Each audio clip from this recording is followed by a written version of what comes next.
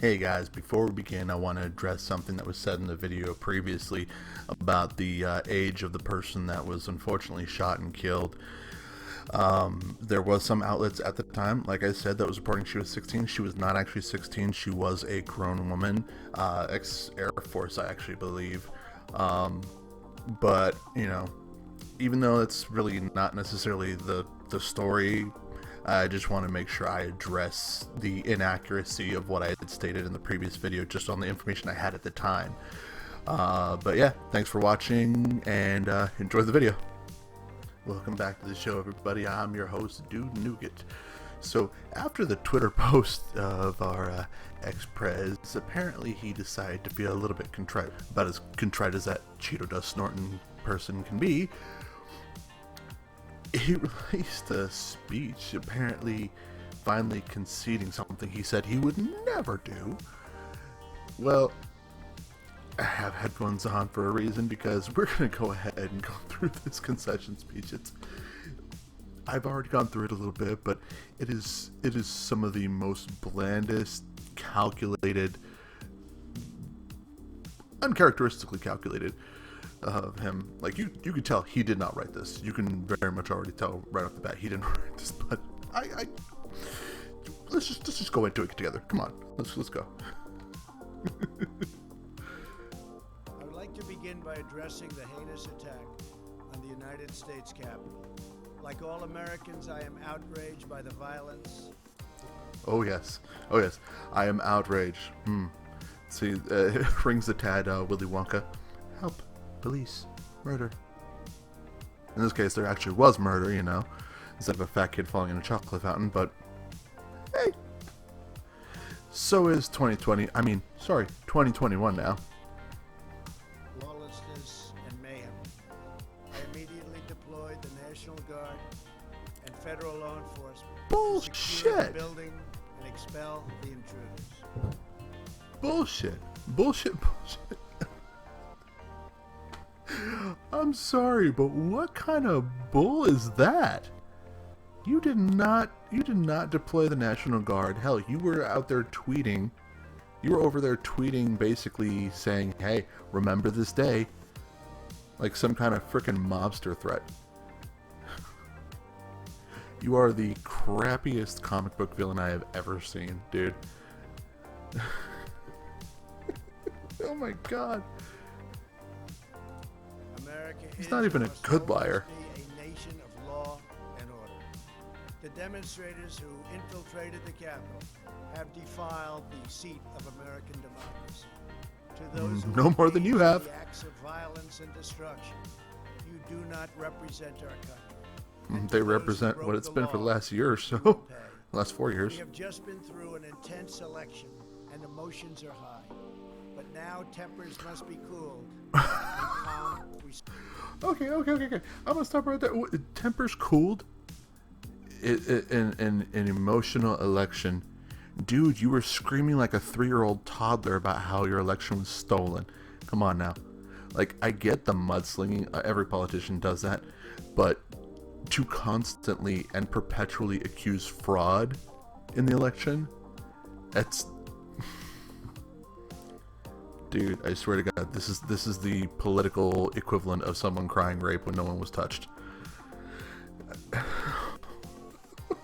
I don't even have the freaking words for this. I really don't. This dude has constantly whined like a petulant child about how his election was stolen from him by fraud, which I will admit, there was evidence, but never proof. Never proof. And this was found out by the courts, all the courts. This is one of the reasons why, even though I voted blue, I have fully backed any and all attempts at an investigation. I have always said that I want them to be there to be an investigation, because this is the highest job in the country. This is. And to have any doubts about the election, well, it tends to cause things like we saw the other day. Because I firmly believe Biden won, but I also want there to be no doubt in anyone's mind. And Granted, his base tends to be the type where no matter how much you show them the sky's blue, they're not going to believe you just because you're not on their side. But there have been several Trump supporters and lots of Republicans, including, surprisingly, Turkey Neck himself, Mitch McConnell, who have acknowledged the Democrat victory. It's for the people that I believe can think rationally that I think there should have been an investigation just to show them. So I will say that is a screw up on the Blues' part. I don't think they should have rushed through as fast as they did, trying to discredit all of the accusations and lawsuits just because it was Donald Trump. I think there should have been an investigation. It's because I want there to be no doubt in anyone's mind. Well, anyone's mind that would actually think logically and rationally about the situation. Let's keep going. We must get on with the business of America. My campaign It was never a business, you idiot. Legal avenue to contest the election results. My only goal was to ensure the integrity of the vote. Bullshit. Your only goal was to ensure the integrity. No, your only goal was to desperately cling to power like a 4-year-old who doesn't want to give up a toy. And let's be real, that's how he treated this. He did not treat it like an actual position. He did not treat it like a job. With as many days off he took to go golfing and funnel all that extra money of the government into his resort, he never treated this like a job, ever. American democracy. I continue to strongly believe that we must reform our election laws to verify the identity and eligibility of all voters and to ensure faith and confidence in all future elections. Okay, so here's where I might be rubbing against the grain on here. Weirdly, I have always backed up an ID voting system. Like, I do think there should be ID shown when you go to vote. I know that's not a popular opinion, but anytime I've gone to vote, I've always had my ID prepped and ready. I want to be able to prove that I am who I am, because this is such an important thing to vote. You know, it seems so arbitrary until we have some kind of scandal, but the truth is voting is one of the most important jobs you can do as an American citizen. And so because of that, I actually do believe showing IDs to vote. It's very easy to get an ID. Hell, I got an ID the day I turned 18. And this is before I even had a driver's license. Yeah, I didn't get my driver's license until I was like 20 and 21. But the day I turned of legal age, I went out and got an ID, registered for the draft.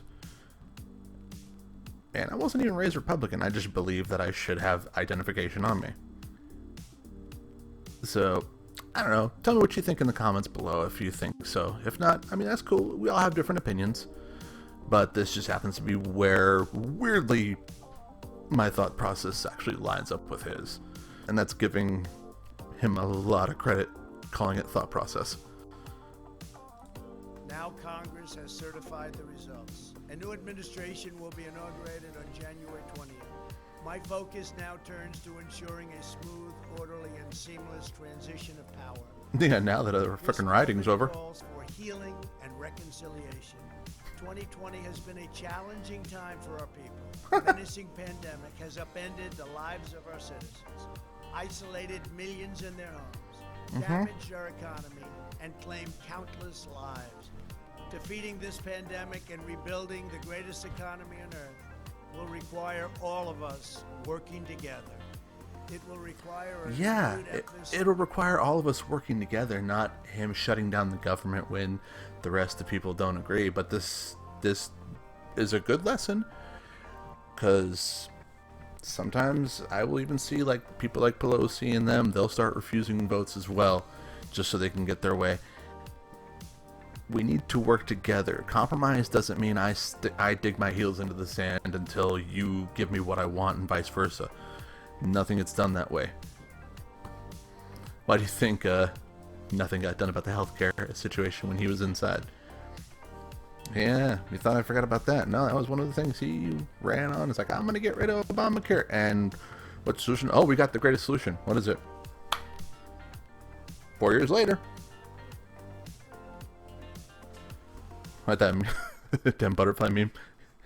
Is this solution? I don't know. On the civic values of patriotism, faith, charity, community, and family. We must revitalize the sacred bonds of love and loyalty that bind us together as one national family. To the citizens of our country, serving as your president has been the honor of my lifetime. And to all of my wonderful supporters, I know you are disappointed, but I also want you to know that our incredible journey is only just beginning. Thank you, God bless you, and God bless America. So it's only the beginning, huh? I guess we can call this the mid-season finale, probably.